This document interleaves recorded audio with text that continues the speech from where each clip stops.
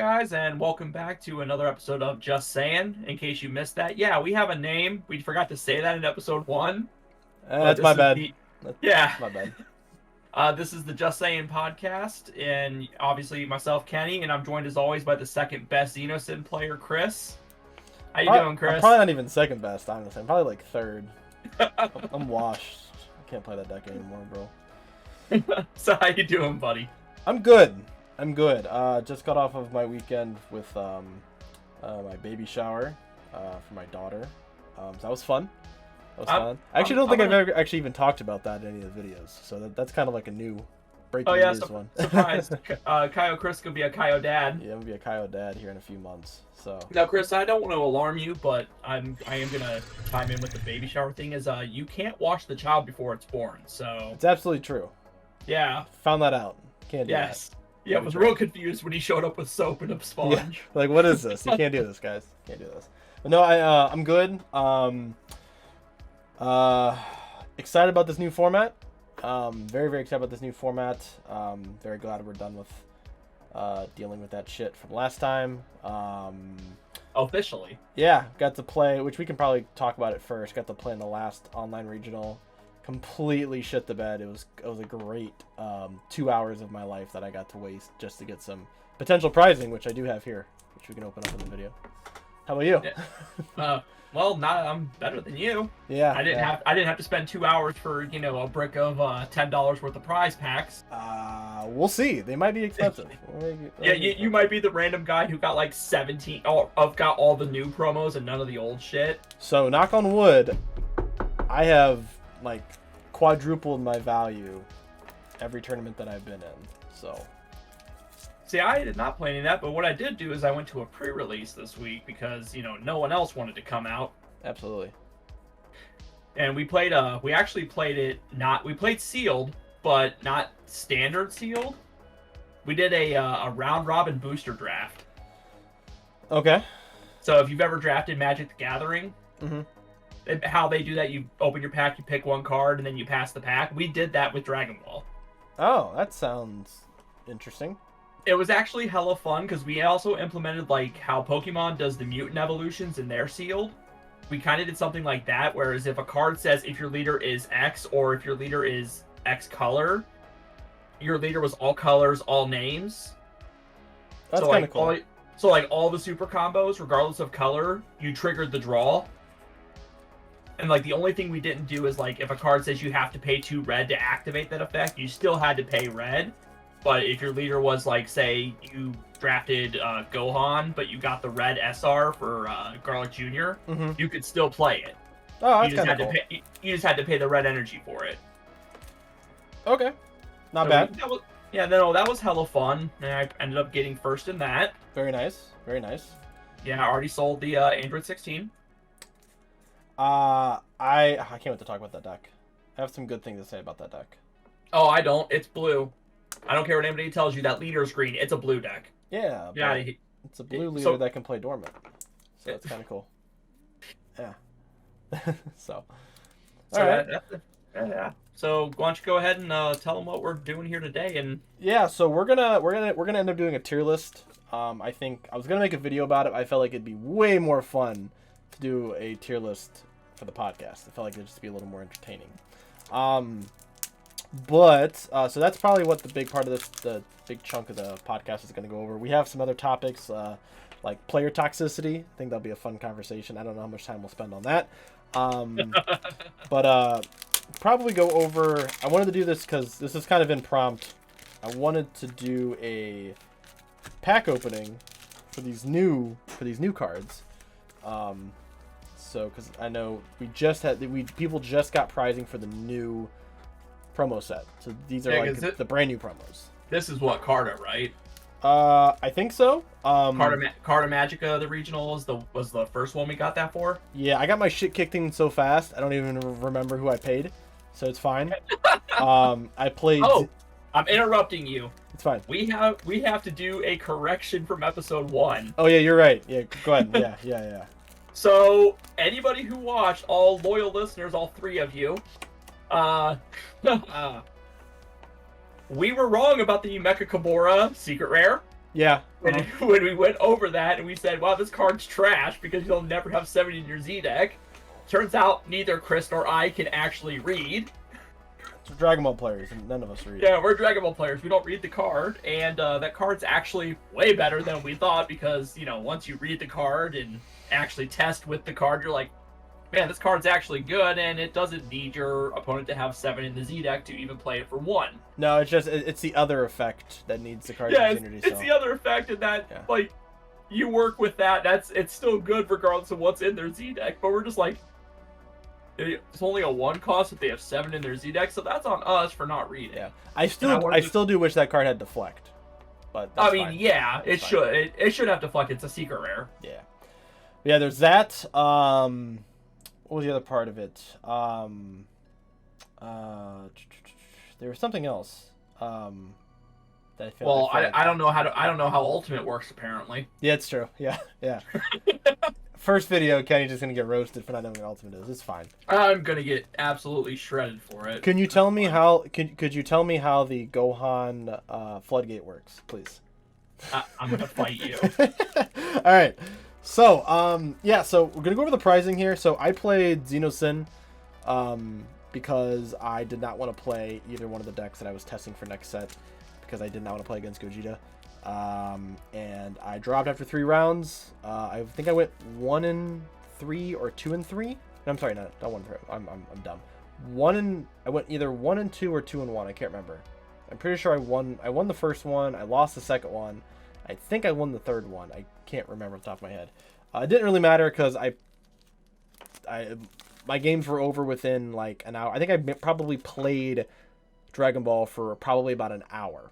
My first game went like 20 minutes. The second game, I got my shit kicked in like 15 minutes by Gogeta. And shout out to that guy. I think it was Jonathan Lanza. I think he's won like two regionals this year, or topped 2 of them, 3 of them. Very good Gogeta player. Kicked my shit in. Third guy, I don't remember. The game went by so fast. So got some pricing here. So we have the reward card, which I don't know if I might get rid of these at some point. I have a few. I have like 3 or 4 of these now. I know Jared's buying them. Yeah. And then we have the token packs, which I think it's just 1 per, maybe. So I'm hoping I get the Demon Realm one. So we'll open these and see what we get here. It doesn't matter what Demon Realm one you get. You're not going to top my Demon Realm race token. The Dick Cheney's. Dick Cheney. So you're not going to top it. We got a Ghost token. First one. All right. Well, put that bad boy to the side. You know, your boy Gotenks is gonna want that. And these are I actually forgot that the new ones are like silver foiled, so that's actually really cool. And I just threw it on the ground because that's how much I care about. Depreciates in value. Roll it over real quick with your chair. I'll take that destroyed discount. 80% off. Let's see what this one is. I actually got a Ghost token.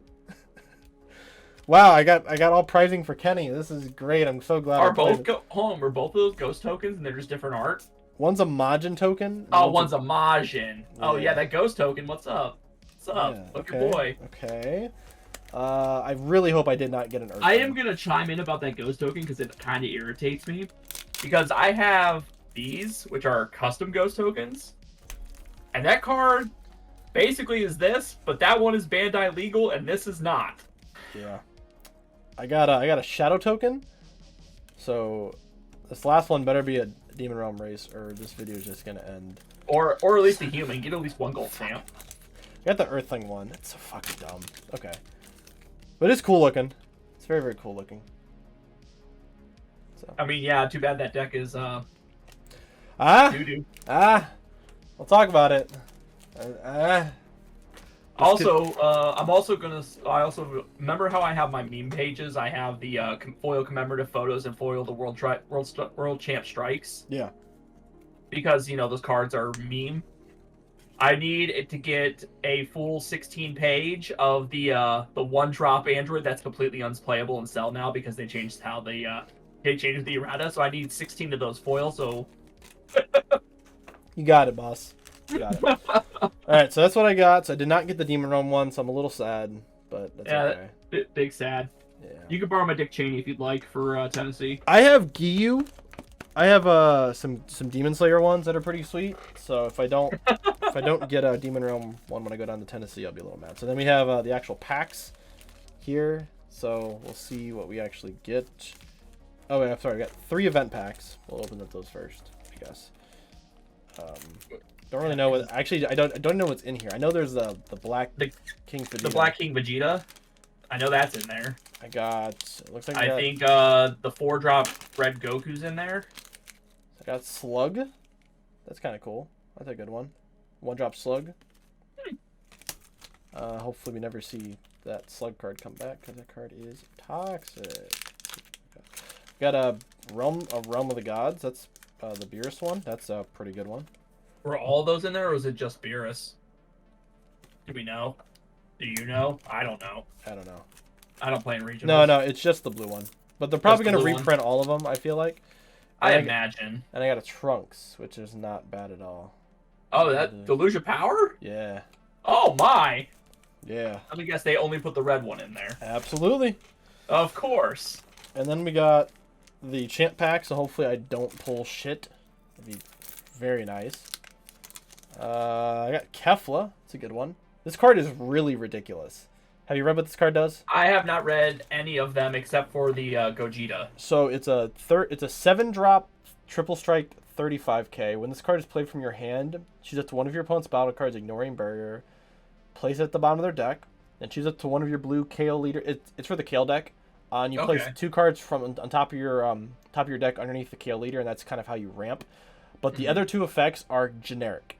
So when this card attacks, draw 3 cards. Then your opponent places 3 cards from their hand at the bottom of their deck. What? Yeah. And then at the end of your turn, switch it to one of your energy to active mode. What's it cost to get that thing out? It's 7. But ramp decks. But ramp decks, and like Android 21 is just gonna abuse the shit out of that. I think there's a way to cheat it out with another card. I don't know if it's tied to the Kale, like the Kale deck only. But if it is, this deck is fantastic. It's a draw. I mean, even so, ramp decks will still play it because they played Turning the Tide 17. Yeah. And hard cast that bitch for 7. So it's a remove any card, and then draw 3, and then three cards worth of hand destruction. And not even hand destruction. Yeah. I mean, definition, yes, but not green hand destruction. I got a Yamcha, so another one of the champ cards. Yamcha's actually really good. If your leader is the red Yamcha, when this card's played from your hand, you draw 1, and you get to play a mono red Earthling only that costs 2 from your hand. So it plays another body. Plays Yamcha the Lawless. Yep, you can play Yamcha, and then this card gains 10k for the turn, so it becomes a 25k. And then Sparking 5, when this card KOs when this card is KO'd in a battle. When an opponent's battle card is KO'd in a battle with this card, you draw a card, switch this card to active mode, and it gains crit. So pretty good. And you can play it. You can play it for free off of the red Shinron Unison that you play, and you can play in Earthling decks. Not saying that you would play it, but you can play it off that. No, you heard it here first. Kyle Chris, play that red Shenron. We got a gold stamp Paragus. Oh, money. Which is fantastic. It's for the yellow Broly deck, which now has been errated. So anytime you switch a Broly to active mode, you take a life. And this card says you switch this card. When this card is switched to active mode by one of your leader skills, when a Broly is switched to active mode by your leader skill, you switch this card to active mode, and then you add the top card of your deck to your life. So you essentially don't lose a life for using the effect, which is fantastic.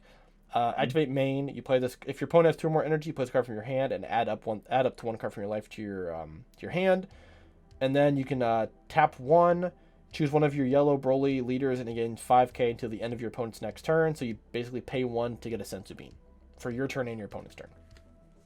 That's pretty good. Not bad. Let's see what the next one is. We got just going around the board. I got a Toa. And that's for the skillless Toa deck, correct? It is. So the swap effect, but you can Spirit Boost if your Demon Realm, Race, or Demon God card is in a battle. When this card is using a combo, your card that is in a battle gets 10k power and double strike. So it is a 15k double strike for 1 energy, and 1 Spirit Boost effect. That's pretty good. Which is not a bad effect. And I forgot what the last one is. I think it's Gogeta. It should be Gogeta. Which we did not pull, but I pulled a Unison Gogeta. Oh. That's right, because there's one more, and it is the green Gogeta. Correct, which actually I think is probably the best one next to Paragus. I agree. But yeah, I got 1 reprint. So this is generally how my packs have gone. I pull just straight fire. So that's not bad. I'll take that. Gogeta's a reprint? Yeah. Oh, is that the old championship 3-drop Unison? No, so this is actually from the blue Vegito starter deck that came out at the beginning of Unison Warrior. It's literally it's literally not played in anybody's deck, and I don't think it will be because it doesn't actually plus at all. So, I mean technically it does. It minuses. It's got a +0. You choose your leader or a battle card. Switch at the rest mode, and this card gains a marker. If your leader is a blue Saiyan card and you have a blue Saiyan battle card in rest mode, your leader does not take damage from attacks. And then the -2 is you draw, and you bottom deck one of your opponent's cards greater than their energy ignoring barrier. So it's okay, but yeah. So we pulled out of 5 packs, we pulled 1 reprint and 4 champ cards. So I'd say that's a win. That would be a win. And now I'm going to open my prize support from that same regional. Haha. Haha. Just kidding. I work on Saturdays and don't get to play in regionals.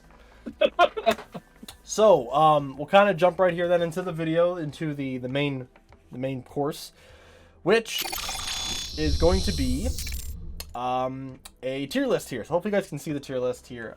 So I've compiled a list of about 60 leaders, and the criteria was decks that have topped within the last year, decks that are brand new, and a few decks that I think gain some sort of value because of the ban list. Now, I didn't you can literally go on forever and include tons of different leaders. I try not to include any leaders that I would or Kenny would consider trash. I felt like it was kind of with the exception of Cell, and Chris claims I'm wrong, so I'm gonna hear that. I'm gonna hear that explanation in a bit. Yeah. So, like I said, but that's a new leader. So like that kind of so it fits into the criteria. So, so here's what we have here. So we have a list of 5. We have meta standards. So this is decks these are decks that have been in the meta before. From the past, kind of like the changing of the guard, so to speak. So these are leaders that we're going to see probably just from last format. We probably know which ones are going to be there. We have new meta additions. So these are leaders that are either brand new or that are going to see meta success consistently, or maybe just more because of the new format. Rogue. These are decks that are not considered meta, but can have the ability to top because of what the format is. And that's why this list is so big. It's because the meta literally can go anywhere because of those 3 decks being banned, being Gamma, Gogeta, and Sin. Missing pieces for competitive success. So these are decks that have good tools, but they might be missing something. And if it's something that me and Kenny can kind of think of on the fly, we can go over what we potentially might think those cards are. And then casual power level. So these are decks that I wouldn't consider trash, but are more so for fun local play. You might not see these decks being highly represented in tournaments. You might not see these decks ever top in this particular format. But these are decks that are probably just there as what people would say the for fun decks. Yeah, the ones when you go to locals and they're just gonna be like, you know what, we're just gonna play something just to relax a little bit. Yep. So I figured we can kind of just start the list here, and I'll let you start if you, and then we'll just kind of like either flip flop on who leads, and then we'll kind of discuss. So like basically like you'll start. I felt like it was kind of right. It could start with Xenosine.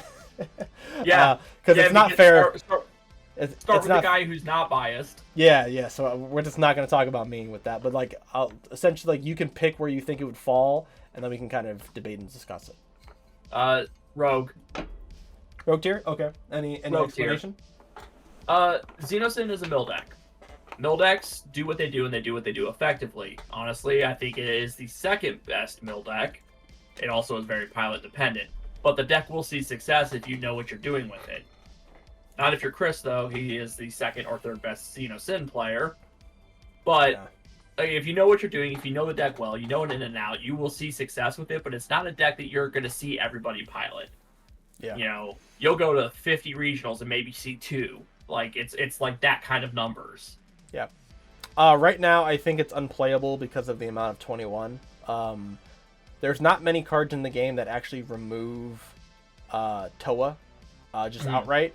It's Beast Gohan, 21 Secret Rare, and then green, right? And green might be very popular, and it's not even hand destruction, but it's more unison destruction, and that destroys Sin. If you remove the unison, the game becomes much more difficult. Yellow is very popular. Cooler counter is very popular. So these are things that really hurt the deck. How that card escaped the ban list again?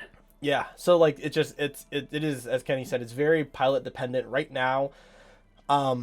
It's never going to be the format for this deck, unfortunately. The deck needs a little more support, needs a Z leader, and you might see it being able to be played more. It's kind of like how we were before we got the TP negate, where you could place Black Smoke from the deck. The deck was just okay. I think I was the only person who actually topped with it before that promo came out.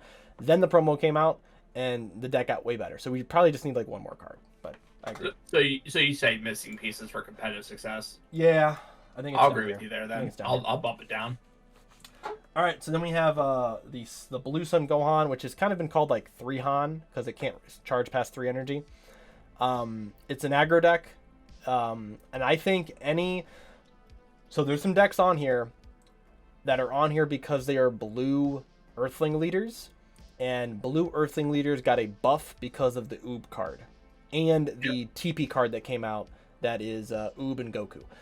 Any Earthling deck, any blue Earthling deck got a huge buff because of those cards, and 3 Han is no different. The deck's already really aggro, and adding 2 battle cards, one is a 20k that removes something for 1 energy, and then the other one is a 15k that has dual attack and draws you a card and removes something from the board for 1 energy. It's a lot of removal and a lot of swings. I would put this deck in probably new meta editions. However, once we go through the actual list, we can kind of bump some decks around, and if we think a deck is better, because I don't want to have every deck in the same category, obviously. So sure. I would say I'll agree with you on the new meta editions because like it has all the tools that blue initially has. You know, you have all your blue defensive tools, your D magic, you have access to Sensu Bean, like cards like that. Plus, it is an aggro deck, and you're at the start of a format.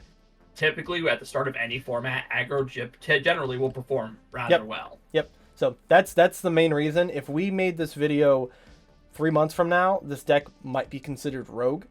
Yep. Instead of new meta edition, but I'm confident in saying because it is an aggro deck, it's been around, and it got 2 just really good blue cards.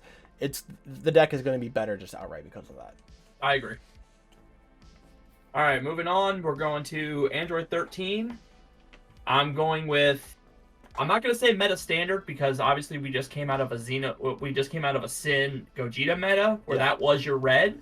But I am going to say new meta edition because this is one of my 2 red decks that I think are the premier red decks now. I agree. And the fact that Android 13 has already been seeing play and seeing success, and the fact that it doesn't have to compete with Sin or Gogeta anymore for that red deck slot, I think this will be, like I said, one of the 2 premier red decks.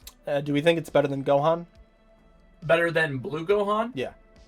Yes, 100%. Same. I agree. Yeah, I think this deck is crazy consistent. Puts the Gogeta unison to work.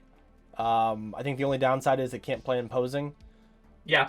And blue not having Dirty Burst anymore means that your 7-drop can swing as many times as you want to. So I agree. I think this deck can be very scary, and pairing it with like the Broly TP,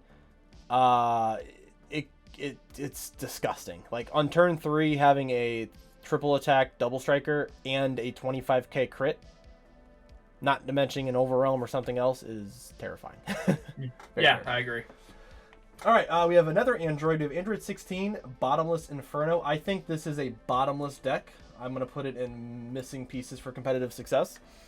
There's a reason why the great Jared Lopez stopped playing this deck to play Gamma, because this deck lost Boo, and it loses a lot of what the deck needed. It needed a card that can consistently draw and gain energy and have defense, and without Boo, this deck loses a ton of value. You have to play very, very differently. I think there's just better blue and green options now. You have both 21 decks, which are better. You have the new 16 leader, which I think is better. So I don't really think it's a big reason why people should be playing this deck. So I would put it in missing pieces for competitive success or casual power level. That's up I'm to just you. going to say it's going to casual, because it's one of them things, like, if you're going to play the Android 16 archetype anymore, you're just going to play the new leader. Because the new leader, like, I'm going to go ahead and jump ahead and jump right to that one since we're bringing him up. Okay. I'm going to put the new one. I'm going to put that strictly right now in Rogue. Okay. Because we don't know what it's capable of, but it's got all of the pieces for the Android 16 deck. Plus it's green, so now you have access to Dormant. Mm-hmm. So, like, you got all the problems that Android 16 had, but now you have solutions. Like, you have the green defensive tools. Yep. It's going to be cool to see a green deck, like a green-blue deck, but being piloted in a green leader. So, like, playing, like, Piccolo Unison and having access to, like, Charismatic, but then also playing, like, Android 21 Secret Rare and, you know, like that type of stuff. Like, that's very cool. Like, being able to play your Secret Rare out for 2 energy, being able to play that Secret Rare out for 2 energy consistently is terrifying. Yeah. So you gave green a complete board wipe and a regeneration, which is green. That's basically like 2 negates. Like, being able to gain 2 life is basically like having like two hard negates. And unison removal, like it's crazy good. So I would agree. I would say Rogue. I think it's, depending on where the rest of the decks kind of fit, it might go up to meta editions. I guess it just kind of depends. But I think people are going to be hesitant at first to give it a shot, and then someone's going to top with it, just like how it normally happens, and then people are going to start playing it. I think what's going to happen is Jared Lopez is going to top with it, and then people are going to play it. It's possible. He might actually play the deck. Yeah. All right, well then I'll go to Android 17, the Invoker deck. I think this deck, I'm going to put it in, I'm going to say Rogue. So I think, and I'm going to put it behind 16 for now. I agree with that. The deck is, it's a good solid version of Invoker. I think it's a more fair version of Invoker than the Surge Leader is. But this leader really focuses a lot on the Z battle cards to draw. Unlike decks like Cumber, where Cumber doesn't need the Z battle card to draw, this deck needs Z battle cards to draw. It's literally printed on the card. If you play a Z battle card, or if it attacks, or if it blocks, you get the draw. If you don't have a Z battle card on board, it's gone. Granted, the one big one has barrier, but the 2-drop is so easily counterplayed, because if they swing with it against blue decks, it's going to die. If you swing it against a green deck, it's going to die. If you play it and your red deck has a Videl on board or a Gohan, it's going to die. Like, there's just all these little tools that are just going to kill it. Yeah. And if you can't establish one early and it survives, the deck is going to just fall apart, basically. No, I agree with that entirely. The problem with the deck, and it's exactly what you said, is the draw power. If the deck had a more consistent way of drawing cards, I could see it being a meta deck. Yeah. But at the same time, it's also Invoker, and there's like 3 people who play Invoker at a high enough level for it to be meta relevant. Yeah. You know, but like I know, like Evan U7's crying because, you know, probably, you know, one solitary tier because we say it's a rogue deck, but it is. Shout out to Evan U7. Yeah, shout out to Evan. Yeah, and he's a cool guy. I really like him. Yeah, he's a great guy, but it's one of them decks. If it had a better system of drawing cards, and didn't rely on the Z deck. Yep. Like, mind you, if you play against Oob, like, the deck's gonna draw a shit ton because you're gonna have so much Z energy. Yeah, but and I think like we won't talk about it yet, but like Android 21 is kind of a blue gatekeeping deck, and this is technically a blue deck. It's a red-blue deck. So all of your red-blue cards can be used as energy, and their big boss monsters have deflect, so being able to just literally remove stuff on board, it makes the matchup very difficult. Makes the matchup very difficult for Invoker. So, yep. Yeah. Okay, Rogue it is. All right. We're gonna go to the Android 18. You might not like what I have to say, but I think it's a casual deck. No, I agree. Do we think it's more? It's probably. Do we think it's better than 16? Yes, it's 100% better than 16 because how I've seen it played might not be how it's supposed to be played, but essentially you use all the stuff you would use in Android 21, but you do it with the 18 leader. Plus there are some 18 specific cards, TP specifically for 18, shit like that. But at the same time, like, if I sit down and someone's playing a blue Android deck, it's not going to be 18. It's going to be 21. Yeah. 18 plays a lot of so the typical games that I played against 18 is like very heavy mono blue. They might play like they might play the Measureless Strike 18, which is like they would pitch it to search a card. But a lot of them aren't playing the blue green. Who knows? They might end up playing it blue green, so you can play the 21 secret rare. It's got some really cool unison leader effect where you can give your leader double strike or triple strike or whatever, and then restand it and do some cool things. But that is a deck that loses really hard to the Cunning card. More so than 21 because both of the Z battle cards restand energy, and you need that energy to kind of activate the second part of the combo, and it kind of nullifies that. So it's kind of a mid-range blue deck, and it's just not as good. Now, if this was an Android Krillin leader and it had the Earthling tag, I would think differently, but it's just an Android, so. Yeah, I agree. So that brings us to 21. I kind of hate that I did it in this order because I don't really want to talk about this leader because I absolutely hate this leader. I've hated this leader since it got announced. I thought that the leader was awful. I know I'm wrong. People are going to tell me that I'm wrong. But I still hate this leader. I'm going to die on this hill. I hate the design of this leader. It's dumb. It's stupid. I know that the deck, I don't want to say broken because I don't think it's broken. But I do think they missed some of the text. This card should not be able to tap cards with Barrier to use as energy. You already have a way of removing cards with Barrier with the 8-drop and the Secret Rare.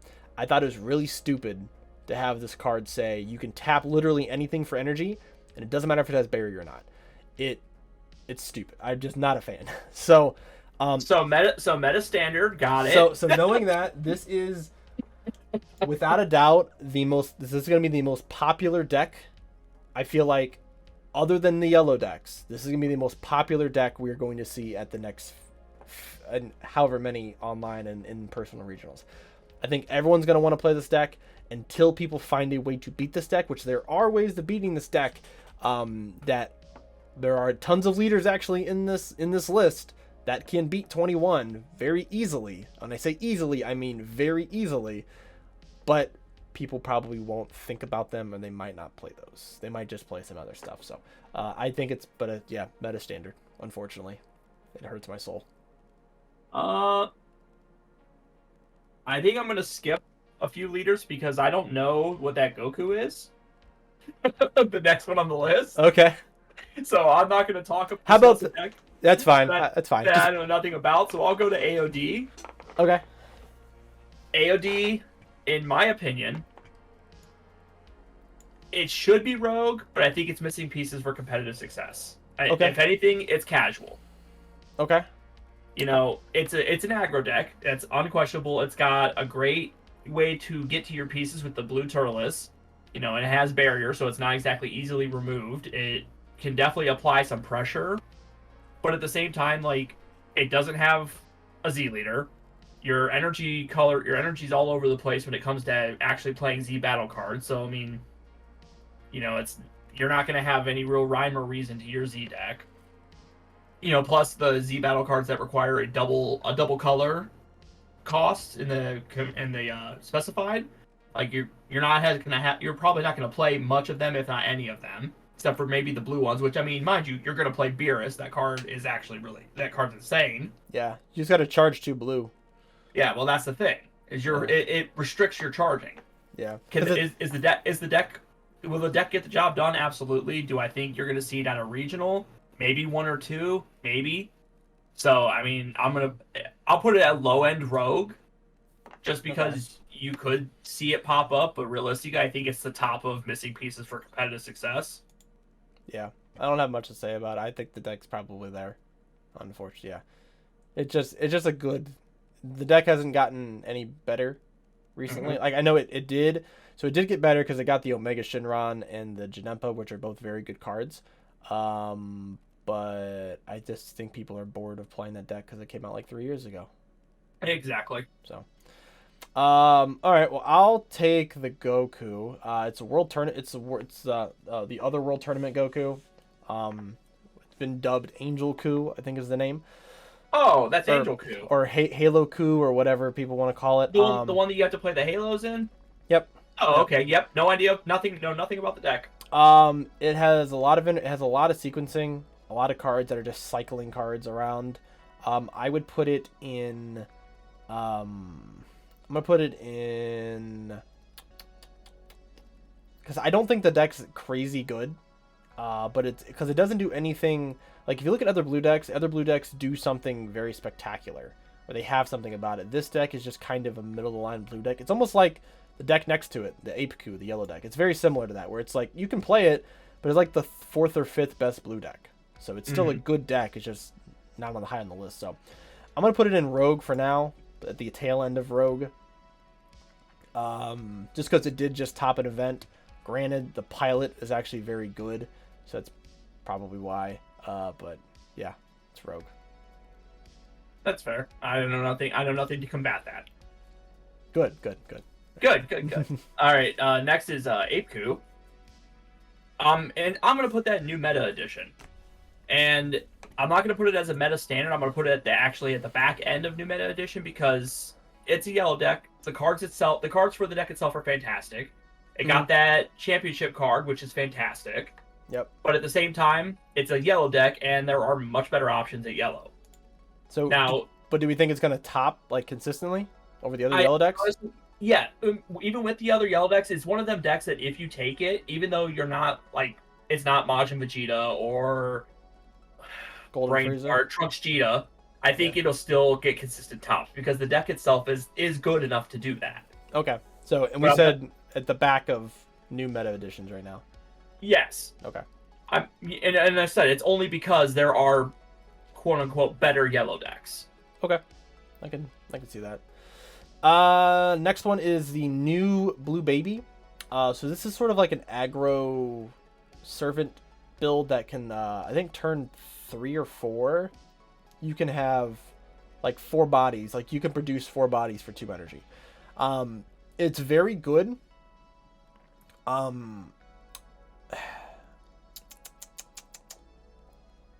don't know. I would say because I think this deck is going to be meta, because it is aggro.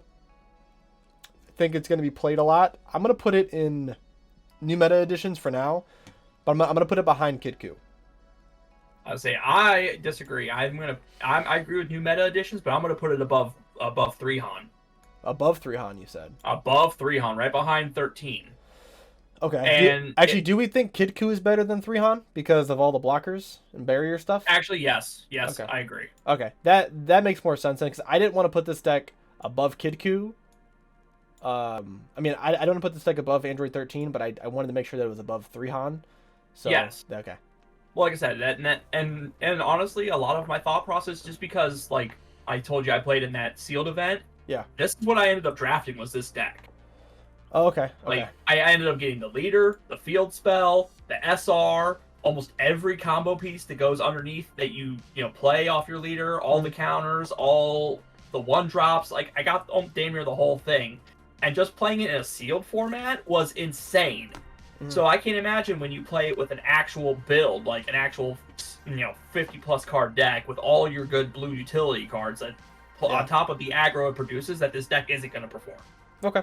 I agree. I would say out of what we have so far, it's right behind 13. Yeah. All right, then you get Broly Surge or Broly Swap. I guess you can pick whichever one. I'll take Broly Surge. Okay. Rogue. But high Rogue. But high Rogue. Higher than 16? Yes. Okay. Absolutely. I agree. You got so much access to green and red good stuff. Yeah. And that's the beauty of a Surge deck, is you have every card that says if your leader is green, if your leader is red, and it's the good stuff, this deck can play it. Mm-hmm. It doesn't need a rhyme or reason. It is literally just red, green, good stuff deck. Yeah, if you play against this deck and you don't know what it does, you're probably going to lose. Yeah, exactly. I think. Yeah, this deck is, I think it's very, I would say generic. I mean, it is generic, but like it is, if you know how the deck plays, you can kind of target the points that make this deck good, but you can never all in on a battle card because they're just going to Surge Awaken and pop it. So like it has that sort of like that monkey SR effect where you can literally just pop a card at any point. And it has the hand destruction concepts of green. It has a lot of cycling potential, so it builds the energy very well. I agree. I think it's a very good deck. I think it is very, I would say, kind of sequence heavy, because you do kind of need to know what you're doing, or else you're just going to kind of get popped. Yeah. So, Broly swap, I'm going to put it in missing pieces for competitive success. I do think it's better than AOD still, because it has that new champ Broly card. That's really the only piece that it got. I think it's still, it's one of the aggro decks that is available now. But I think with yellow, I think this deck just loses to yellow. I could be wrong, because I played the deck minusculely, but I'm sure someone will tell me that I'm wrong. But I do think this deck probably just loses to green really hard, especially with how much, not green, yellow, because of just how much negating effects that yellow has. I think it just loses. I mean, I can speak from experience playing green back when this deck was relevant, that green has a very favorable matchup with this deck. Yeah, probably. It's not an auto win, but at the same time, all of your negates destroy things that are small, and you can just clear off everything you need to take care of. The one Dormant can clear off the Paragus and the one drop Broly, and you don't have to deal with it. Yeah. You know, so if they misplay, you set them back 2 turns. Yep.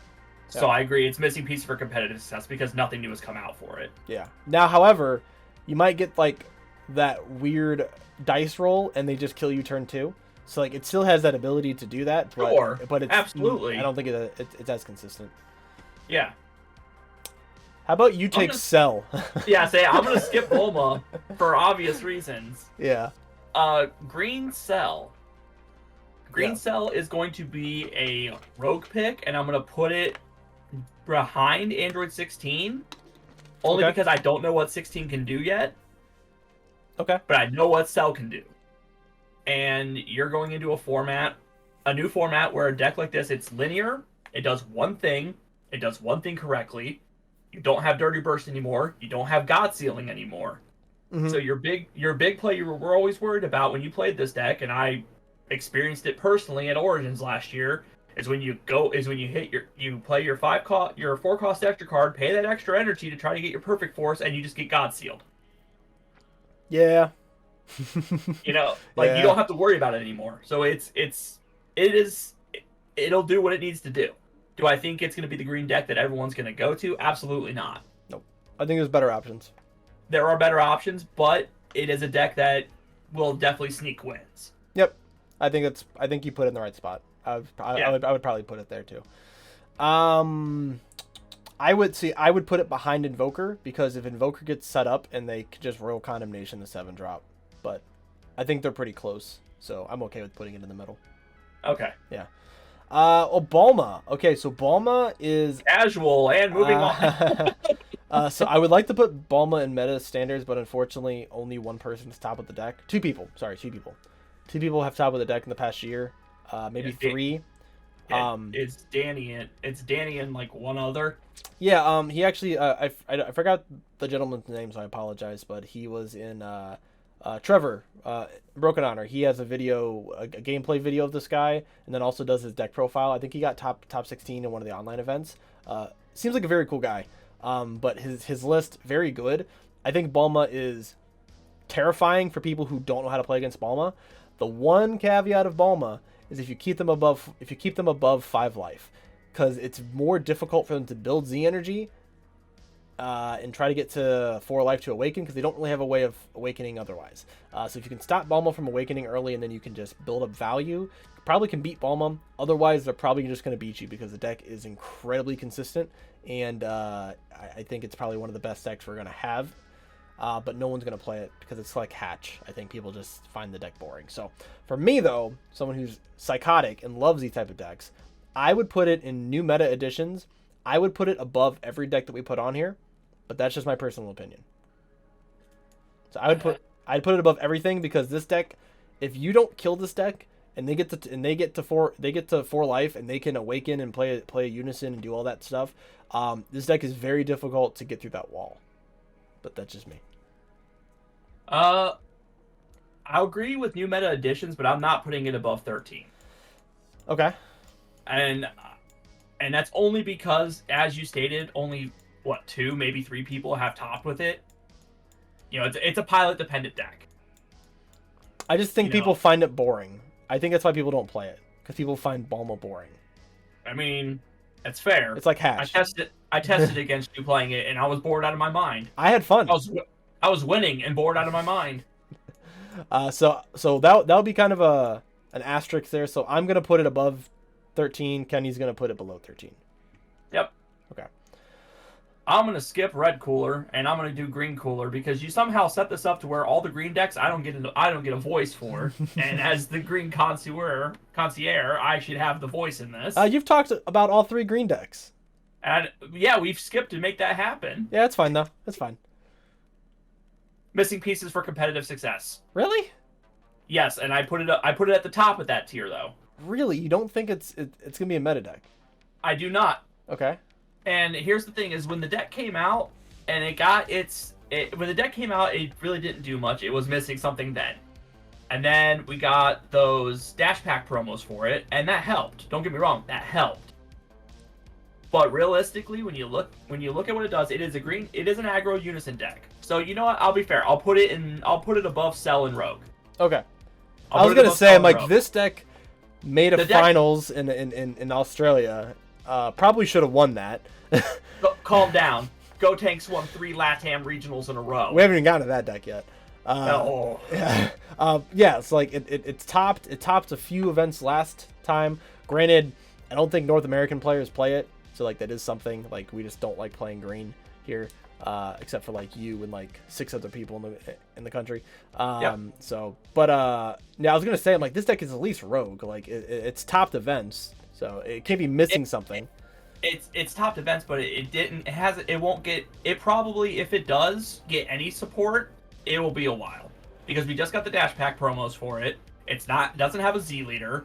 The Z deck, obviously, you're just gonna play the generic stuff, but at the same time, like, the best generic green Z card is Frieza, without a doubt. Mm-hmm. And you don't play enough battle cards to utilize Frieza's effect anyway. Most of your swings are coming out of unisons. I think you could, like, if you think about it, you could play like the new. Actually, both Friezas are 2-drops, right? So you can play those. This is probably a deck that would utilize the cooler champ card probably the best, don't you think? I'm trying to think of the cooler champ card. Oh, that champ card. Wow. Don't mind me. I play green. Yeah. Armed Forces or whatever its name is. Yeah, Armed Force. I agree. But at the same time, like, that's not enough to propel the deck. You know, especially with everyone getting the generic unison hate in the form of the Black Smoke Dragon. Mm-hmm. You know, yes, even though I can play a unison for free, and but say you play that Sin, and I try to counterplay with a unison, you just get rid of the new unison I played. The deck relies on having that unison in order to function, and it relies on swapping through its unisons, get its draw power. And with how much unison removal there is out there, you know, I think I'll put it in Rogue, but I think it's missing something. I think it's only Rogue tier because people are gonna play Gohan. I mean, that's fair. So I don't think it's like the best green deck. I think there's some better green decks. Like, I technically think Cell is probably a better green deck, but yeah. Well, that's because Cell is more complete. Yeah. I mean, I think Cooler is complete too. I just don't. I don't know. Every time I've seen it top, I'm like, man, I don't know how people win with this deck. But the thing about Cell is, like, they just got 3 new Z battle cards that Cell deck can play. Yeah. They got 3 new Z leaders. Like, Reboot Cell can technically do the Cell leader chain. Yeah, it's probably a little more difficult, though. Cause you have yeah. I'm not saying, like, it's a shoehorn because of it, but... Yeah, I think you can only go into the... you can't do the chain. I think you can only do the final one. Because your leader... Still. It's still really good, but... Okay. Still, it's a don't lose the game button. Okay, so Rogue. Yeah. Alright. I'm gonna take Cumber. Okay. That's my deck. So... Well, actually, I will move Bulma down to Android 13, but I'm gonna put Cumber. I'm gonna put Cumber. See, like, the part of my brain just wants to put this deck like above every other deck, and I think, but I'm gonna. I know where I'm putting it. Where are you putting it? In between Bulma and Android. In between Bulma and Baby. That's actually where I put it. That's actually where I put it. Mm-hmm. Yeah, I think and people are going to be surprised. I think there's a lot of decks on this list that are going to be in the meta that Cumber just kind of smokes. 2 decks in particular. This deck smokes the new Baby. This deck smokes the new This deck smokes Majin Vegeta. It's literally just free 99. It's not even a question. If you don't play the deck, and you have an opinion on it, I'm sorry, you're wrong. This deck beats a lot of these decks. But again, its worst matchup just got banned. Yeah, it had one bad matchup, but and that's why it didn't get played. Yeah, so because that was the meta, and now that deck is gone. Yep. So this deck's matchup with 21 is kind of odd, but it's beatable.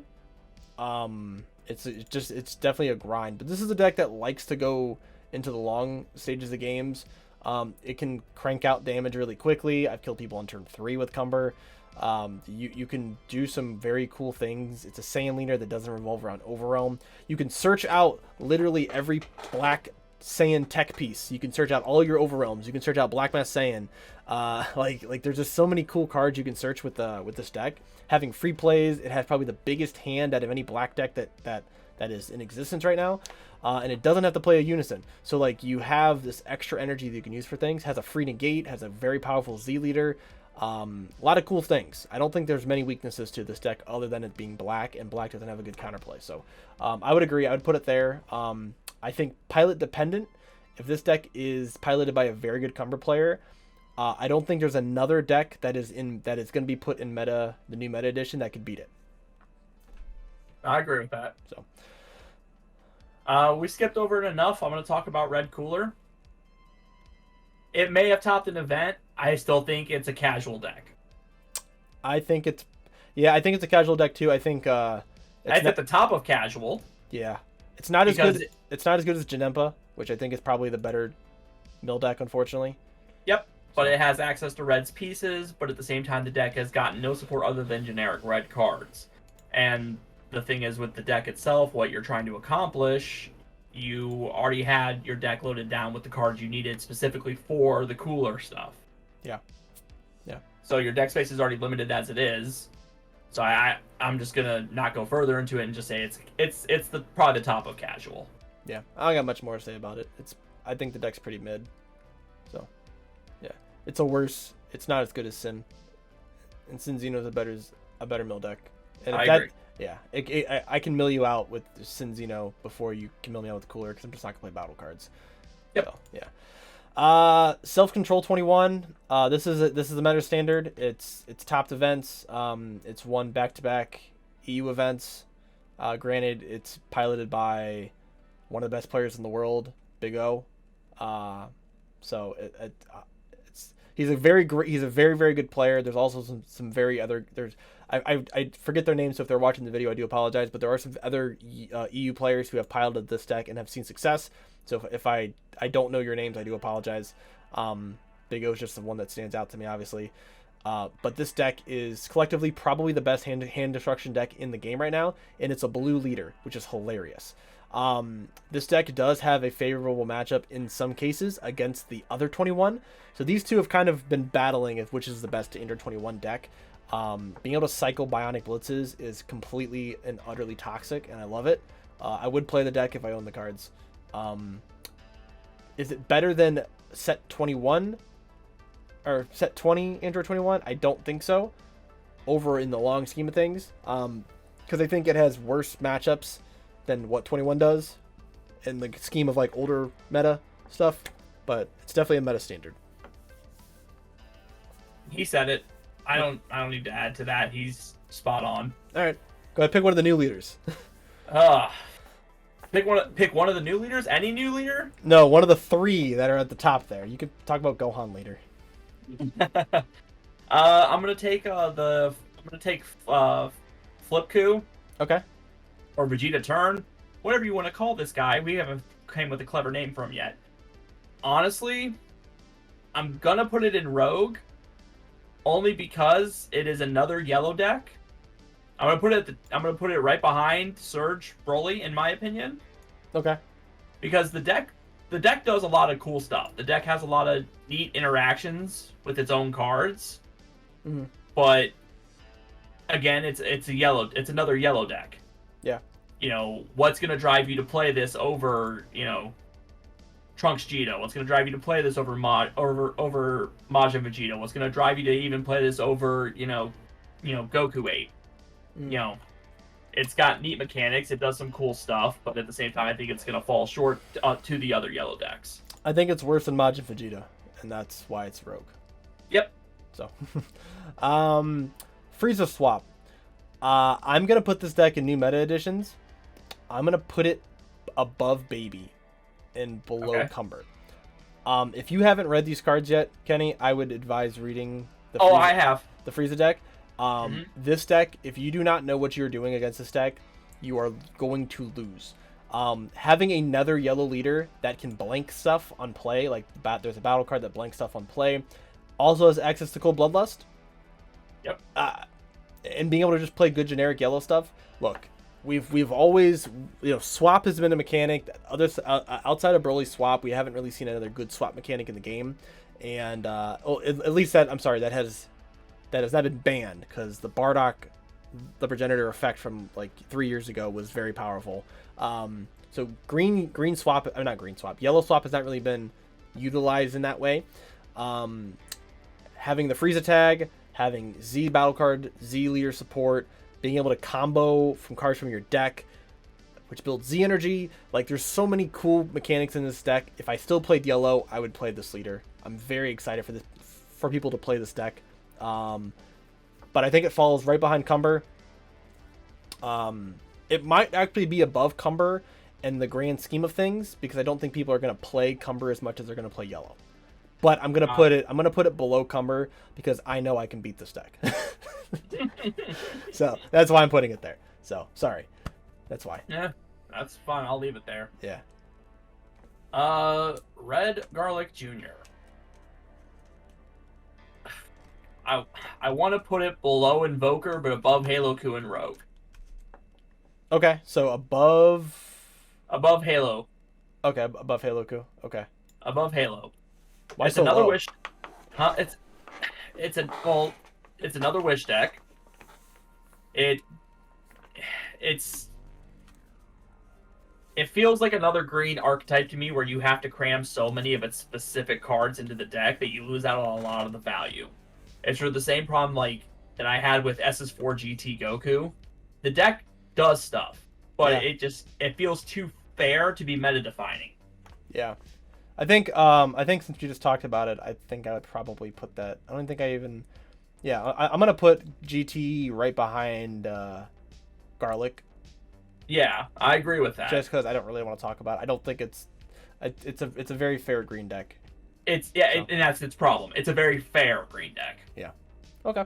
And you have to cram like 30 cards on archetype in it.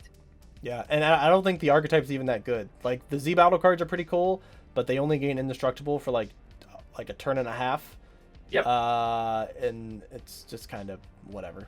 So okay. Exactly. Golden Frieza. So Golden Frieza, when piloted correctly, is the best deck in the game. I think it's tier 0 if there was a tier 0, but not everyone can pilot that deck that way. I'm gonna put it right. I'm gonna put it, man, because it's such a coin flip between 21 and Golden Frieza. I'm gonna put Golden Frieza behind set 2021.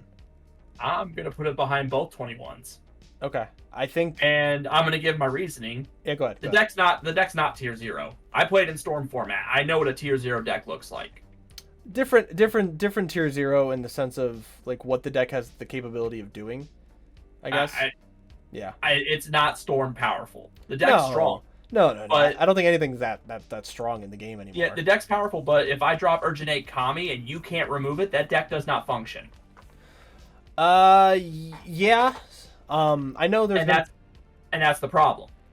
So it still functions, but you like, because they can still draw, but it just depends. I guess it just depends on if that player can remove that stuff or not. Because like that's the thing. If a 1-drop can stop your entire deck and the deck doesn't inherently have the removal for it, like, mind you, you can of course side in like the Videl Gohan and that takes care of it. Yeah.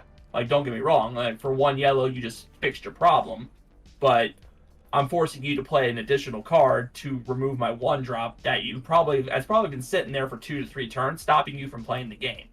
Yeah. Meanwhile, I'm applying pressure. I think if you can't remove it, the deck is not, like, I would agree, like, the deck is below both 21s, but that's in the sense that you can actually put that stuff on board.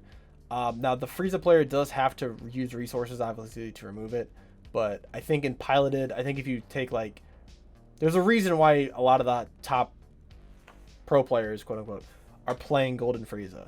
Like, it's just so, but like meta standard regardless. So we just have. Oh yeah, it's in meta standard. Yeah, it's 100% going to be. It's 100% a meta deck, but I don't think it's I don't think it's the top one by any means. Well, only because it's easy enough to beat. Like I said, I have it in between both 21s, and then you have it behind both 21s. Mm-hmm. So okay, that's fair. I'm gonna skip to Green Gogeta. Okay.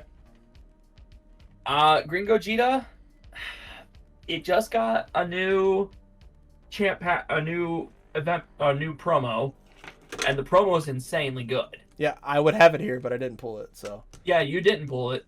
I pulled this. I pulled this bullshit, so it's fine. But fuck that card. But at the same time, I think it still sits in the rogue tier. Really? You think rogue tier? Okay. We're at a rogue tier. I would put it above Cell, but behind Cooler.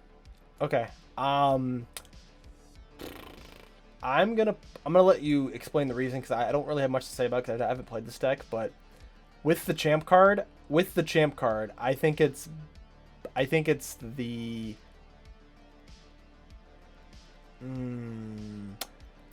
behind 16. Now, see, so we're ballparking the same range. Yeah, we're in the same range. Yeah, see, because my thing about the deck is they ruled and changed the one thing that made this deck actually kind of good. Yeah. If they would have left that alone, this deck would be a new meta edition, especially with the new champ card.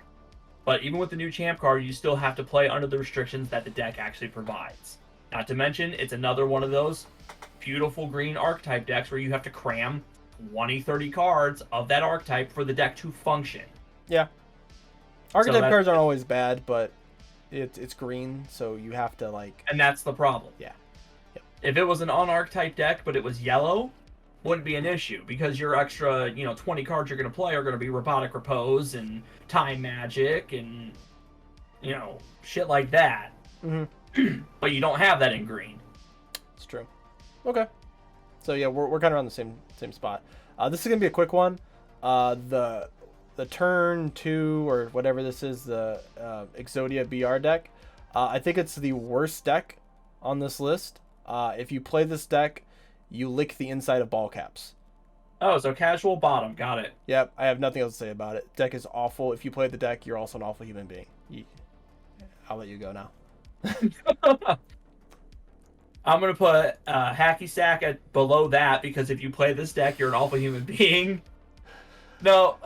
Well, too bad it's on my YouTube channel, so this is going way at the no.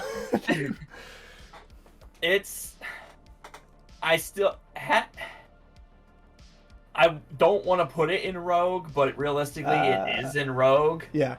It is in Rogue. I'm putting it at the bottom of Rogue. Hater. Actually, I'll be fair. I'll put it above Garlic Jr. Okay. Because it's just so fucking infuriating to play against. Yeah. It's the longest hour best of one of your life. Mm-hmm. You walk out of that game wanting to drop even if you won because you just don't want to play Dragon Ball anymore. This like how there are certain decks that have skill drain. This is mental drain. Yeah. I'm gonna put this at the complete top of Rogue. And I'm not trying to be funny.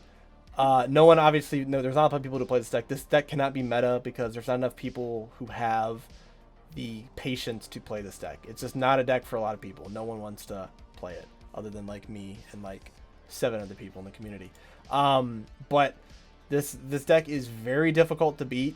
Realistically, this deck beats a lot of yellow decks unless they play the new #1 secret rare, because then the deck just folds. I've seen people pilot this deck really poorly. Like, I've seen people take the builds that I have made, because I feel like I've made some pretty interesting builds of Hatchiyak, some very good competitive lists, and people have played those exact same decks, and they have gotten throttled by really, really, I would say, underperforming decks, because they don't understand how to play the deck, or they're really bored while they're playing it. So then they just misplay. So if you play the deck very well, yay, you're gonna probably do well, but you're gonna have to take like three Excedrin after you're done playing, because it melts your brain. So I'm not gonna put it completely top. I'm gonna put it like behind 16, because unfortunately 16 plays 21 secret rare, and being able to gain 2 life back against Hatchiyak, who wants to go into time to beat you, you're probably just gonna lose in that sense. So. All right, we are gonna have to speed this up though, because I think we're already at like an hour. Yeah, we can go through some of these pretty quickly. Yeah, we'll go through some of these quickly. Janempa, bottom of Rogue. Yes, because it is the best mill deck, but it is still a mill deck. Okay.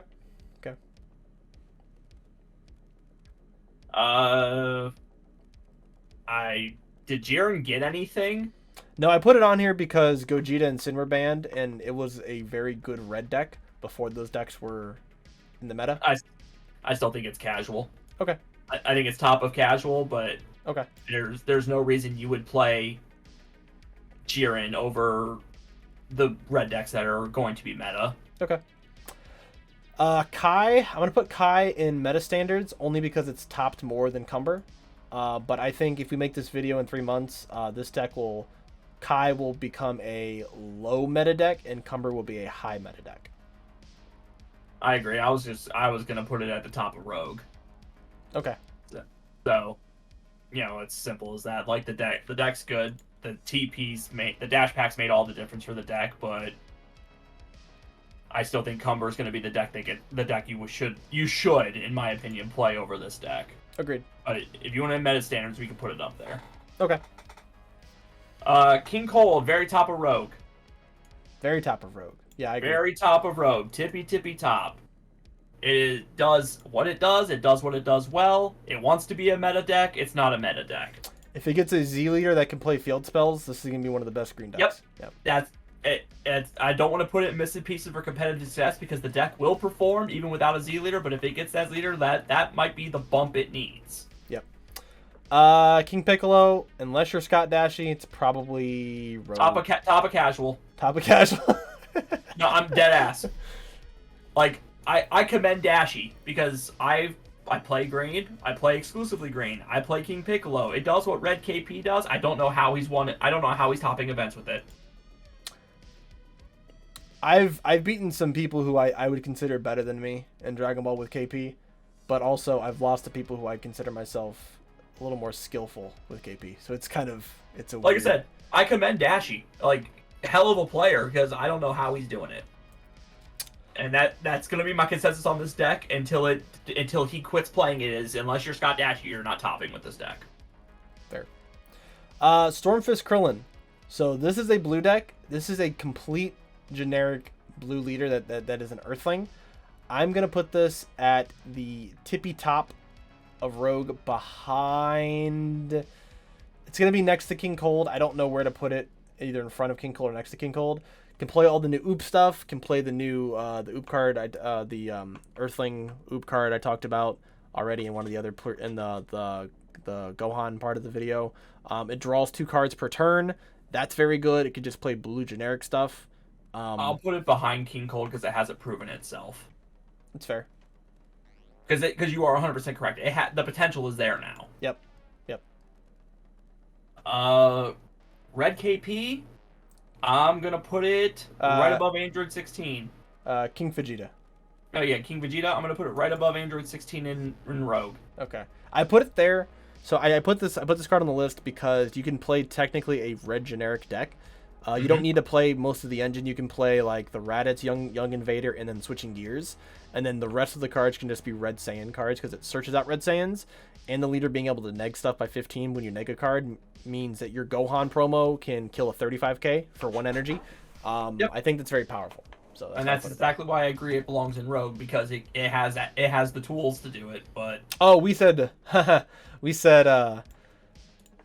okay, my bad. What? I put it in the wrong category there. I put it in I put it in front of 16 and casual. At the bottom, yeah, casual. No, I agree. 16 in Rogue. What's next? Mechi. Oh God. All right. Oh. You know what I was doing when you called me? Just sleeving it up. I was sleeving it up. Dude, it's literally if the deck got a fucking Z leader, this deck could be meta. I'd play it over Cumber, but unfortunately it doesn't, and I'm not swinging 15Ks into a 20K Z leaders and not gaining any value out of it. It is completely rogue. It can beat a lot of your favorite meta decks, but I'm gonna put it below Cooler Unison because you can't warp Unisons. Yeah. And it just kind of hard loses to that, so. King or Majin Vegeta, meta standard, right behind 21. Self-control or the set 20? I put you and I did it differently. I remember I put Golden Frieza behind both 21s. Yeah, so which 21 are you putting it in the middle of the 21s or behind? Yes, I'm putting a dead ass in the middle. This, in my opinion, is at this present moment the best yellow deck. It's not. It's hard to argue. It's hard to argue with that because it has been piloted by some of the best players in the world. It has won events. It has done well. But it just depends on where out in the world, because there's a lot of North American players who don't think Majin Vegeta is the best, and then you have the world champ piloting Majin Vegeta and just Dougieing on kids playing Sin and Gogeta. So he obviously knows something that people who are playing yellow over here don't. Maybe. I could agree with that. I think Golden. So basically our list is basically the same for meta standards, except we have Golden Frieza and Majin Vegeta swapped.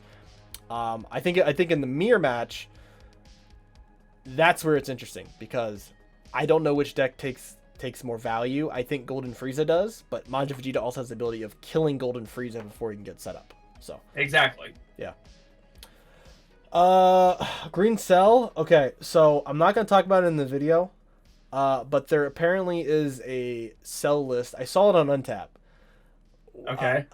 So apparently Cell's people think Cell's gonna be really good. I don't think it's gonna be good. I'm gonna put it in missing pieces for competitive success, but I'm gonna put it at the bottom of that list. Yeah, I think there are some interesting things the deck can do. So I don't think it's awful. I do think it's awful. I'm sorry. I do think it's awful. But I think there's going to be someone who's going to top with this deck, and it's going to be really funny when they do. because like I said, the problem I have with it is the erratas. You literally printed a 1-drop that was supposed to be for this deck, but you cannot include it in this deck. Yeah, I mean, we'll start with that. And that card's not very good anyways, so it doesn't matter. Yeah, I mean, yeah, but you made a card specifically for a deck that now you're not allowing me to play it in said deck. Yeah. You don't have access to all of the green good negates, so that gives you, I believe, 2 negates that this deck can play. 2. The Android 17 and the new Cell. Yep. You can't play Dormant. Nope. You can't play Homicidal Clones. You can't play Goku's Deflection. You can't play Shocking Death Ball.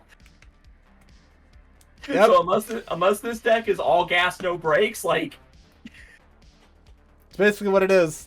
Yep. Alright. Alright. Pan. Meta standards. Above, on your list, I would put it equal to or greater than Majin Vegeta. On mine, it's above Golden Frieza. Well, it hasn't really. I don't think it's not a meta standards. It would be a new meta edition because it hasn't really been in the meta. Okay, then I'll put it right behind Android 13 and new meta. I'll agree with that. I'm gonna put it above 13. Okay. Because it's a Saiyan leader. I'll work with you on that and agree with you. Yeah. Like I said, 13 and Pan are going to be your new red decks, and at least in my opinion. Yeah. Okay. Well, it gets us to the next red deck, which I think will be the best red deck. I don't think it's the best deck. I think it's the best red deck, which is the Power Coup. I'm not going to call it Pole Coup because that name's Pole Dancing Coup. That name's fucking stupid. Would you say Pole Dancing Coup? That's fucking dumb. Throw your dollar bills at him. So I think this deck, I'm going to put it right behind Cumber because it hasn't actually been played yet. Because I think Cumber still beats this deck. But I think this deck is very cool. Has crit on all like the Goku cards, which is cool. Plays a lot of stuff for 1 energy and 2 energy. I can't put it above Pan, which is where I want to put it, because it needs to actually prove itself. So, but I think it has the potential to be there because Power Pole is a very powerful card. It's a very, very powerful card. So, I think that should not be taken lightly. Goku Black, top of Rogue. Above everything else in Rogue? Yep. Okay. At the very tippy top of Rogue. We thought this deck was going to be complete doo-doo. Turns out this deck can actually do some stuff. Yeah. As long as it doesn't play against Red, mainly Bulma, because Bulma can just kill all this stuff. Red plays a lot of small battle cards, so even if they play Tragedy, it doesn't really work. And if they play against a yellow deck that can just kill their indestructible guys, yes. But this deck hard beats 21, I think. Both 21s. I think this deck hard beats both 21s. And I think this deck is one of the blue decks that has a fair matchup against green. Yep. So, 7 Coup. All right. So Tyler's gonna hate me because I know he's gonna watch this video. I do think this deck is very good. I think I'm gonna put this above. Man, I don't know where to put it. I'm gonna put it above Krillin, behind King Cold. Okay. It actually might be above King Cold, but I don't want to. I don't know. So the deck it plays ramp. Got the new Oob card, the new Trunks champ card. It can play double strike crit leaders, very scary. It's very slow in some cases, and if you can't get to that late game to be able to do all the crazy blue stuff, it hurts. The Kaioken secret rare basically getting counterplayed. It basically gets stopped by a 20-cent card. All the cunning cards basically make the secret rare for this deck useless. So you have to play other ways. I think people will play it. I think it can do very well. It can catch a lot of people off guard if you're not prepared for it. But if they're prepared for it, I don't think the deck is going to do that hot. I think there's better blue options. You're not catching an argument for me. Yeah. Sorry, Tyler. This is what that SS that SS2 Gohan leader, the one that plays the vanillas? Yeah. When did this top? So it hasn't topped, but there's a guy at our locals, Jacob, the old man, as we call him. So he's been playing. He's piloted this deck before. I've seen it in action, but he put together a list with it that runs the new Earthling cards, and the fact that 30 Burst is gone now makes the 10-drop Gohan that wipes the board and restands itself even better. I think this deck might be a contender. It has 2 promos, and then all the Earthling and basically the entire deck is 1-drops that are like 20k beaters. It's pretty scary. Okay, so probably Rogue by the Flip Coup then. Yeah, I'd put it Rogue by Flip Coup. I think this might be, if people play it, this will be a very, very good blue deck. I just don't know if people are going to really play it until they see it doing well. Or maybe people are already building it and they're just keeping it under wraps. I don't know. Soul Striker, welcome back to the meta. Yep. How you have not been missed. I'm going to put it... I'm putting it right behind Cumber above Polku. Yep, I'm going to put it right there too. Yep, I don't have much else to say about deck's been around for fucking ever. So. Yep. Well, you could talk about Gohan. Go ahead, talk about Gohan. Yeah, I'm skipping. We're gonna put it in casual, right? Yep, casual right above Scott Dashy. No, I'm putting this in new meta editions above Bulma. Okay. I'm putting it as third on that list. This deck is crazy consistent. Mm-hmm. It draws so many cards for a green deck, which is mind-blowing to me. Yeah. Its boss monster gets barrier, has deflect, can burn you a life, and all you have to do is have your counterplay in the drop, which, by the way, on your opponent's turn is an additional super combo. Mm. You don't have to play 30-plus cards in it for it to be a functioning green deck. It's generic. It's a generic as hell leader. The Z leader is insane. Like, this deck is everything green has been asking for. Yep. And more. And it highlights all the good parts of green without going into hand destruction being the main focus. Without being a hand destruction deck. I would agree. I think I really want to test the hopefully we get to play against each other this week. I want to play test against Gohan. You better hope all my stuff comes in the mail. Yeah, we're just gonna proxy it. But I definitely want to play test against it a little bit more, because through our games I felt there were some games that felt really difficult and there were other games that felt more manageable. So I kind of want to tweak it a little bit. I kind of want to see how it goes. But no, I agree. I think once you get the 8-drop on board, you're taking a damage that turn. Regardless if you stop the attack. It just doesn't matter. Like, you're taking a damage that turn unless you're at 2 life. Yeah, you're taking a damage that turn. If you don't negate the attack and you're at 3, that's a kill turn for this deck.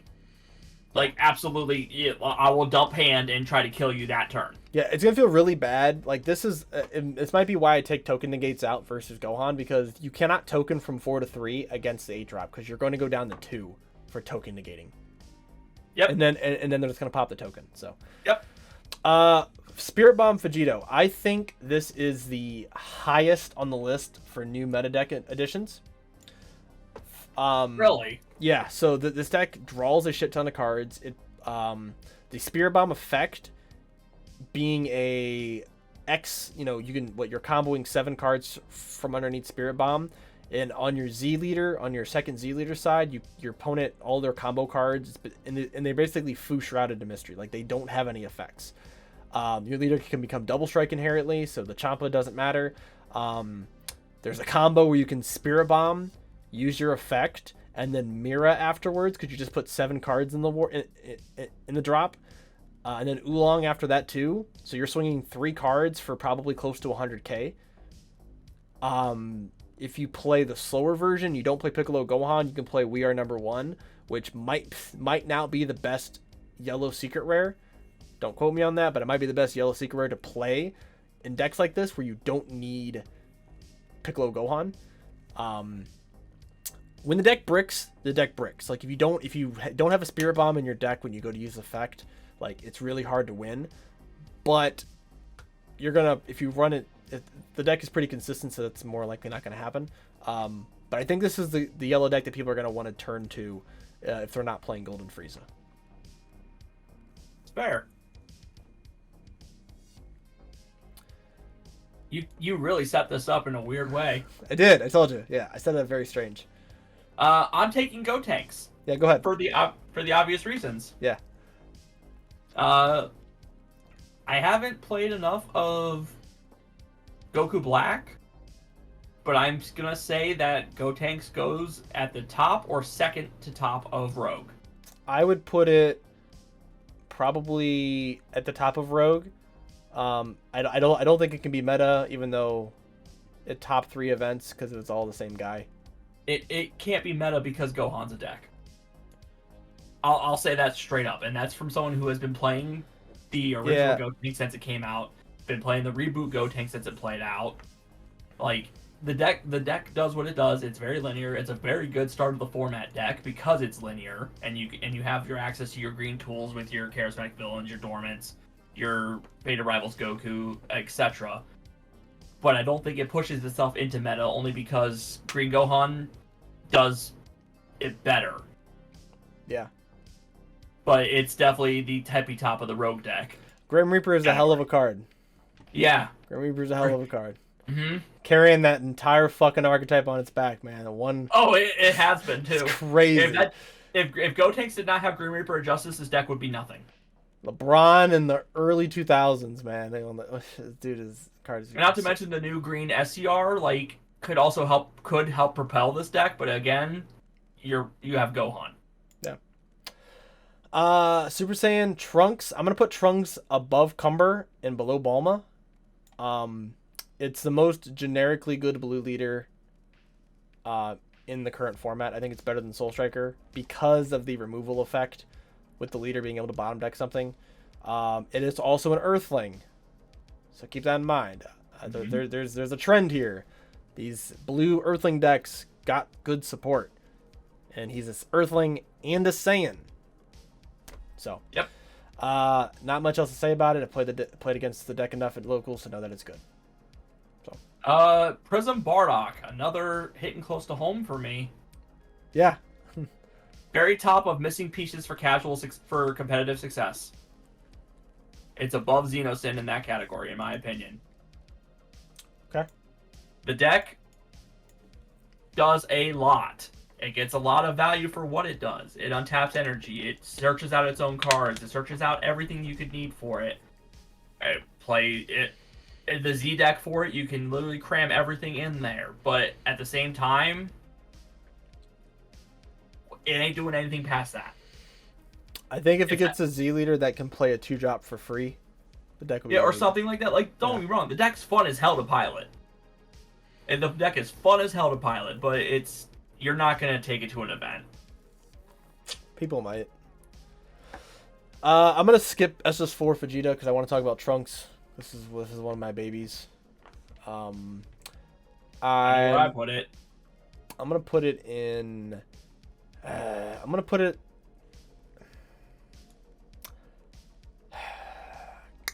at the bottom of new meta editions.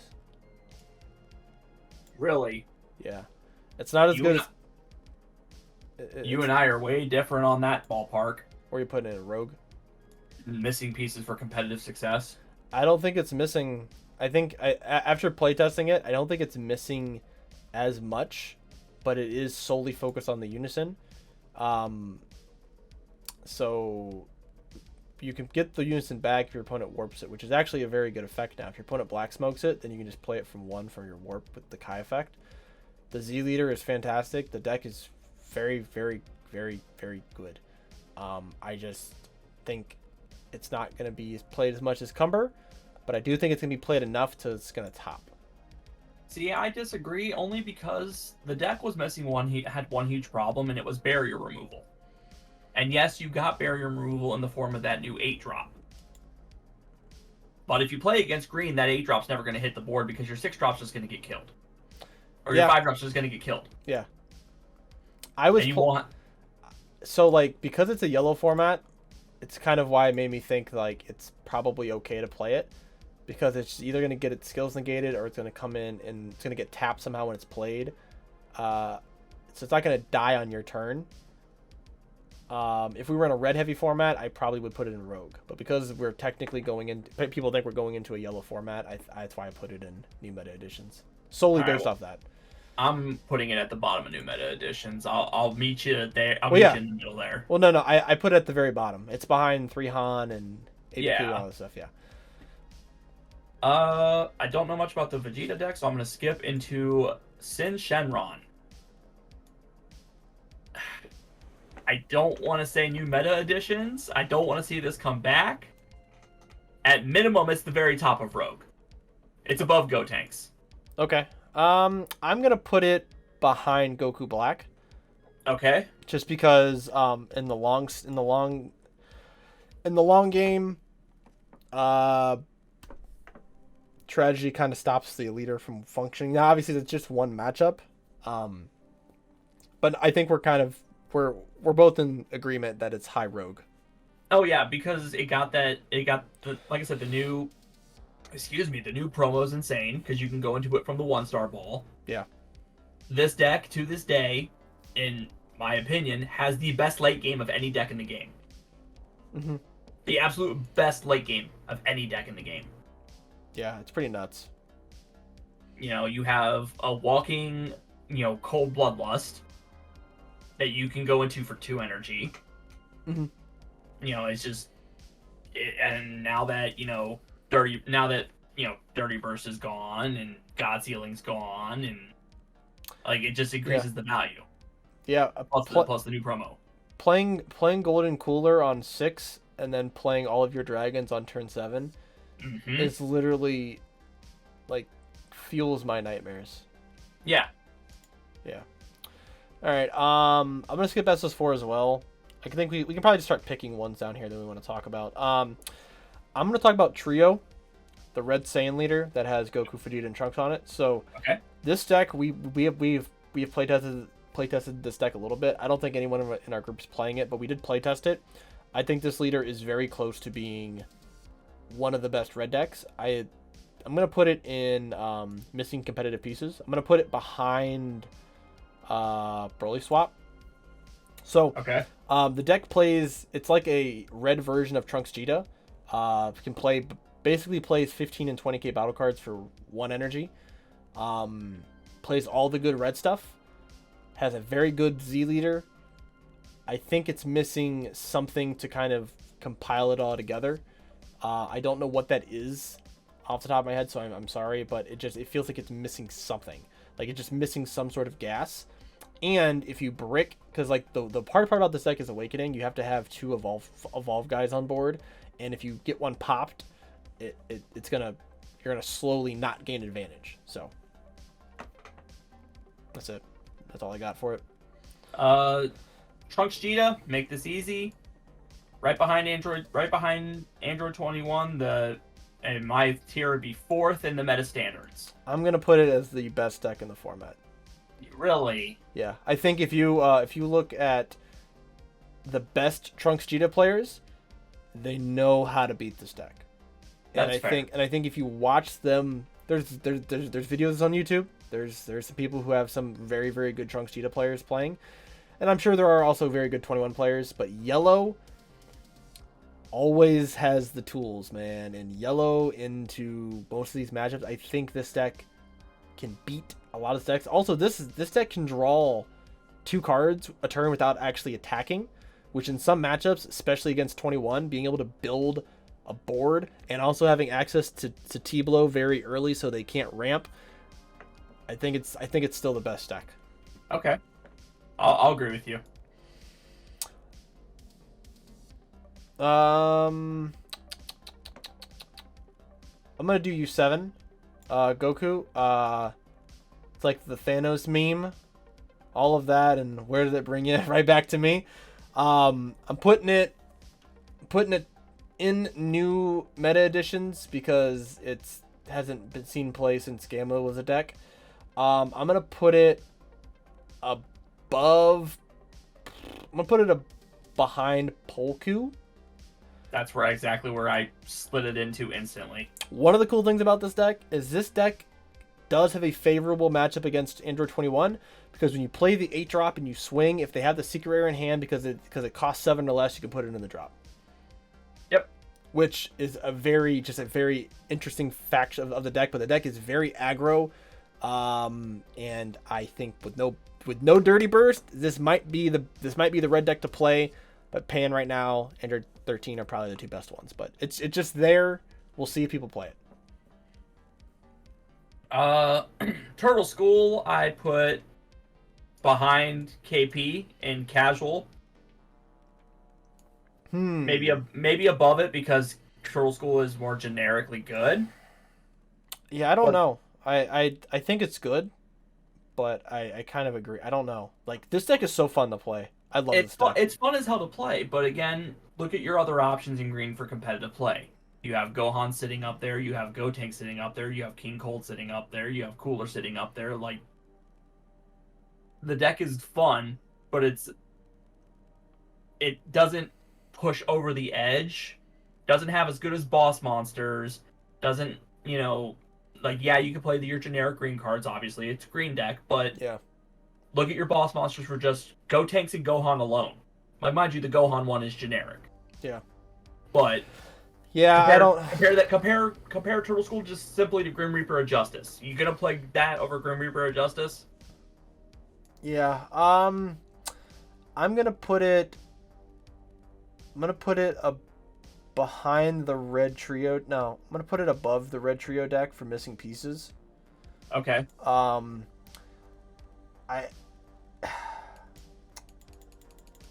I don't know why though. Like, I've played the deck. I think the deck has some cool characteristics to it. It can turn 1, play the Vegeta promo, the 19k crit because you have a field. Yeah. Yeah. I don't know. Yeah, but at the same time, the only green decks that can't do that are Cooler and Gotenks and King Piccolo. Like, King Cold will be able to do it turn 1. Gohan can do it turn 1. I'm going to put it behind Xenosine. Okay. So like right above Cell, below Xenosine. Just because I think it's a little bit better than casual, but not that much better. I'm gonna go into Bobbity. Just make this quick. I think Bobbity is a casual deck. I'm gonna put it below Android 18. That's fair. Not much else to say with that one. I'm gonna go into Yamcha. Okay. We just got that new card for it. Yep. It's an Earthling. It's red. So it has red tools. You can play Broly in it. Mm-hmm. I don't think it's a new meta addition yet. Yet is the operative word in that sentence. Yeah. I'm gonna put it behind King Cold and Rogue, and I think I putting it that high because I feel like with the tools it got, with the new promo it got, with all the stuff that Red already has, it could easily make a jump into a meta deck. I'm okay with putting it there too. It also can search out your secret rare, and in this deck you're probably going to play the new Shinron because it fuels a card to the drop area, and yeah, it's kind of scary. So if people catch on and learn how to play it, I think this deck could be very good. Is it better than a lot of these other decks above it though? I don't know. Because like I said, I'm only putting it there because it hasn't proven itself, but it has the potential to prove itself. Yeah. Okay. Oob Majin Buu is gonna go in casual behind Jiren. I think it's really just you take all the cards out of this deck and put them in better blue decks. Yeah. That's it. So sorry. Yellow Jiren, I'm gonna put in casual behind Oob. Okay. I put it on here because I think this deck being able to subsequently not take damage, it's pretty cool. But yeah. Yeah, but it's been subsequently not able to take damage since the deck's been out, and the deck has done nothing. Yeah. And it's got no new additional support to even help it. It's true. SS4 Vegeta. We'll put in Rogue. I'm gonna put behind Cell. It suffers the same thing that Bulma does, slightly, where it can't awaken itself, but Bulma just has better tools. Where Vegeta doesn't. And Vegeta I don't think is as good as 7 Coup, which I think is just a better blue ramp deck. I'm not arguing it. So that is the tier list there. We're not doing a tier list again. This was painful. That was good though. It was good though. Yeah, so that's the tier list. I actually will keep this list up while we talk through the rest of the video here, just so we can have it up so people can see it. So yeah, is there any changes you would think you would make to any slots now that you see everything kind of laid out? Honestly,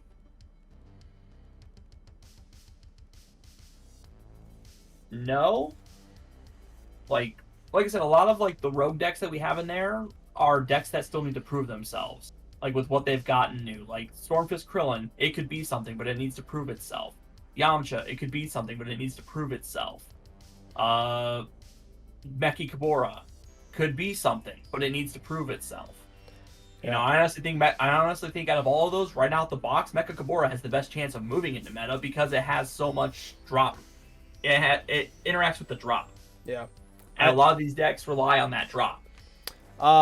Most rogue decks to me, outside of like the top like 3 or 4 in rogue, I think are all pretty they're all pretty similar power level. So like if somebody sees like Janempa at the bottom and then you see like Krillin at the top, I think they're all pretty close. I think most rogue decks are all kind of in the same category, except for like Gotenks, Goku Black, Sin. I think those are probably the best rogue decks, but everything else is pretty close to each other in power. I don't think there's anything else I would change really. Yeah, I would probably, I don't know. I would probably put. I'm gonna agree with you, Kenny. It's something I don't normally do a lot of things in Dragon Ball. I'm gonna put Majin Vegeta up above Golden Cooler, or Golden Frieza. Yeah, after thinking about it, I'm like, yeah, Majin Vegeta I think is just a little bit better. I still do think that Vegeta will end up being a meta standard over Majin Vegeta, but it just needs to actually do that now. But that's probably the only other thing that I would change in there.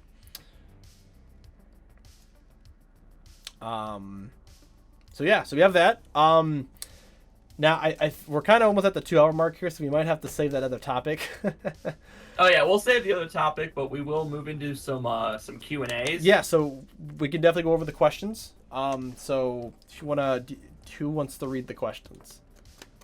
I'll read questions 2 and 4. You read questions 1 and 3. Okay. So question 1 was, what got you into competitive Dragon Ball? Well, for myself, it was because my locals had a competitive scene when I started playing back in Set 3. Okay. And honest, like, what's there to do but be competitive? Like, did I go to my first event right away? Absolutely not. This was Set 3 of the game. The game was still getting its feet off the ground. Mm-hmm. So when I was finally able to go to competitive events, I would do it, but if I'm one of the people, when I get into a card game, I'm not doing it to play it casually. Yeah. It was the same when I played Magic the Gathering. I almost qualified for a pro tour when I played that. When I played Yu-Gi-Oh, God, the amount of regionals I went to for that. It was going to be no different for Dragon Ball. Mm. Yourself? So I started playing in I think it was Set 8. I remember going to Hacky Sack set. Hacky Sack set. So I played Hacky Sack and Bulma, hilariously enough. My first deck I ever built was Dr. Gero, though. And I died, I think, turn 3 to Old Pan Heartfelt Plea. And I'm like, what the fuck happened? So, to me, this is actually the first card game I've ever played. It probably will be the only card game that I really, really play, because I don't count the other ones that I've tried out. It's playing too much. Two of my buddies who no longer play the game got me actually in. I said, hey, if we play this, just, I'm very competitive, so I will really, really try to beat you guys. I'm like, all right, whatever. And then like 2 months in, they both kind of stopped playing as much because they couldn't beat me. So I'm still not very good at the game, but like at that point, it was like, okay, we kind of got into a different tier, started going to locals, and then really started just to enjoy the game. And I love the mechanics in this game. I think it's the most it's the most mechanically gifted card game there is, and the most like fulfilling card game. I think like Magic's really cool, Yu-Gi-Oh's very cool, but they have like very insane, like, okay, I just win because I have this. And Dragon Ball's not that way. There's definitely more of a comeback mechanic, and the different windows in the game, I think it just makes it just more enjoyable. Plus it's Dragon Ball. It's such a hard IP to not like, So. Whoa. All right. Your favorite card in the game and your favorite alternate art. Favorite card in the game. Favorite card in the game. I would probably say the 8-drop Gogeta, Thwarting the Dark Empire. Okay. That's my favorite card in the game. I absolutely love that card. It's such a fun mechanic just playing it, just warping 4 cards. Favorite alternate art would probably be and I imagine this would also apply to like SPRs. Obviously, it's an alternate art for a card, not just like the anniversary box alt arts. Okay. Or reprints. So actually, I would say, I think the Winter Stamp God Trunks is one of my favorite looking cards. I love how that card looks, because like the original art, garbage. The SP art, fire. The Winter Stamp, having like the red gold foiling, it's fantastic. How about you? Favorite card in the game? Bardock Will of Iron. Okay, that's like the ape. It's like a yellow ape. It's the yellow ape back from the set 3 tournament kits, and okay. It honestly is my favorite card, only because of my nostalgia behind it. Because that was the very first deck I played. That was the very first quote unquote expensive card I had. Mm-hmm. Back when you didn't have to play an SCR in every deck. Okay. And like I said, it's just nostalgia, and Bardock is my second favorite character in Dragon Ball. Okay. My favorite alternate art, the Collector's Selection Grim Reaper of Justice. Yeah, that was pretty easy to guess. I could have guessed that. Oh my, if Bardock Will of Iron was never a card and I did not play during that format, that card would fit both slots for me. Because of how many miles I have behind Grim Reaper of Justice to begin with. Mm-hmm. And then that alt art came out, and if you remember, they revealed the set. I think I texted you and said, well, damn it, now I have to fucking buy more Grim Reaper of Justice. Yeah, it's like the third variation of the card that you bought. Yeah, because I had the gold stamps from when those came out. And then they came out with Fest stamps, and I bought the Fest stamps, which I love the art on the Fest stamp. Same. And I bought them like right when they came out too, so I paid a premium just to make sure I had them. Yeah. Despite the fact that I could get them for like $3 now. Yeah. And then the collector selection got announced, and I'm like, how many of these fucking cards am I gonna have to own? We're gonna get one more eventually. It's gonna be like a top 16 card. And I'm gonna be mad because I'm gonna have to buy them. So question 3. This is a question for you, Kenny, actually. So what did Kenny play before hating his life and solo running green? Yellow. Yellow? Okay. My very first deck in this game was a yellow deck. It was the Mecha Apes. Oh, Mecha Apes? Okay. Mecha Apes. And green was, mind you, green was relevant then too, because you also had the old school veggies package. Okay. So you had the 2-drop Kaba, the 4-drop, or the 2-drop Khalifa, and the 5-drop Kale. I think it was 5 or 4. And that was an engine within itself. And I played yellow. And then Tournament of Power came out, and we got more veggies. We got red ones, but I still played them in a yellow leader. Oh, cool. I played them in yellow Frieza, because yellow Frieza, you ditched a U7 and drew cards. Oh, that's cool. Yeah. That's cool. So, yeah, exactly. So you still did everything that the veggies wanted to do, but you had the draw power of ditching Android 17s and 18s just to draw. And the Android 17s and 18s were green, so you could charge them to play your veggies if you had to. Oh, that's a cool concept. Yeah. Sounds I'll toxic.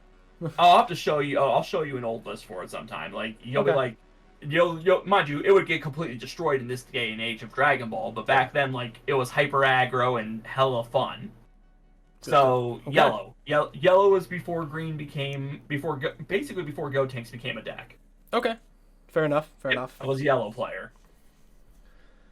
And now the most important question we have received from our first video, Chris, why your hands so damn soft? I don't know, man. I use a lot of lotion on my hands. I don't know what the term Sanitize. Kind of moisturize. Honestly, yeah, I use tons of moisturizer. It's why people think I'm younger than what I am. I'm actually I'm actually 55. People don't really understand that. Because I just my skin's so impeccable. I can't help it, dude. Just got that good skin gene. Oh god, you're 55, about to have your first kid. Good luck. Dude, I'm like Piccolo, bro. Like Piccolo has looked the same age since Goku whooped his ass in the World Tournament. Yeah, what you don't know is the previous Chris that was there that he absorbed to gain his power. Yeah, I did. I had there was good Chris and bad Chris. Yeah, honestly, there still is. He's out there somewhere. He's like under a bridge somewhere in the bottom of Akron, probably. So, but on that note, we're gonna end the video here just because we've gotten close to like 2 hours. We'll probably leave all the other topics for another video. We promised that the videos will start to get shorter. Unfortunately, when Chris hit me with the tier list, I instantly knew this was going to be a long video. It's okay though, because it's only gonna be like one in every like few months, for the set lists and stuff. So I feel like it was a good video to cover because there's a lot of content creators who were covering it this week, and I wanted to spend a little more time with somebody else, kind of going over the list and debating it a little bit. So yeah. Yeah, I can't wait to get roasted about how much I don't know about this game again. Yeah, absolutely, it's gonna happen, dude. It happens all the time, but it's great because there's a lot of positive, and then there's definitely the people who just. But what does the Gohan negate? Yeah. Don't worry, we'll ask Facebook about it. Don't worry. Oh my god! Yeah, I ask one question. That's what happens, just man. Because of how a card is printed. That's what happens, dude. But that's gonna do it for us today, guys. As always, make sure you guys like and subscribe. Thank you guys for watching. Again, this will probably be on DSPs at some point. We just kind of have to get to that point. So we're only 2 episodes in, so just give it some time. So we'll get there. So. All right, we'll see you guys next time. Yep.